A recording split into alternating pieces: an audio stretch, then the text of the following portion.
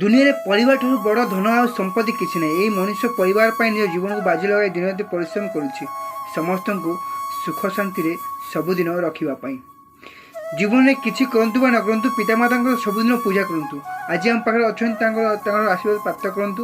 ତୁମେ ଦିନ ଶ୍ରବଣ କୁମାରଙ୍କ ପରି ମହାନ ହୋଇଯିବ। ଜୀବନରେ ଗୁରୁଙ୍କର କେବେ ନିନ୍ଦା କରନ୍ତୁ ନାହିଁ, ଗୁରୁଙ୍କୁ ସମ୍ମାନ କରନ୍ତୁ। ସମୟ ଆସିବ ତୁମେ ଦିନେ ଗୁରୁଙ୍କ ପରି ଅନେକ ଶିଷ୍ୟଙ୍କୁ ଶିକ୍ଷା ଦେବ। ଗୁରୁ ଆମ ପାଇଁ ଜୀବନ ଭଗବାନ ହୋଇଥାନ୍ତି। ଜୀବନରେ ପ୍ରକୃତ ବନ୍ଧୁ କେବେ ଧୋକା ଦେଇନଥାଏ, ଆଉ ବନ୍ଧୁର ସୁଖ ଦୁଃଖ ସବୁ ସମୟରେ ତା ପାଖେ ପାଖେ ଥାଏ। ବିପଦ ସମୟରେ ପ୍ରକୃତ ବନ୍ଧୁ ହିଁ ସାଥିରେ ରହିଥାଏ।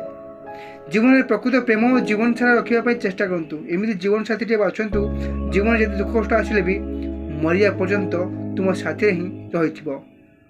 ଆଜିର ଦିନରେ ସମ୍ପର୍କର ମାନେ ଏହି ମଣିଷ ବୁଝିପାରିନାହାନ୍ତି। ସ୍ୱାର୍ଥ ପାଇଁ ପବିତ୍ର ପ୍ରେମକୁ କଳଙ୍କିତ ହୋଇଥାଏ। ହେଲେ ପଶୁପକ୍ଷୀମାନେ କଥା ନ କହିଲେ ବି ତାଙ୍କର ସମ୍ପର୍କ ଜୀବନ୍ତ ହୋଇ ରହିଥାଏ।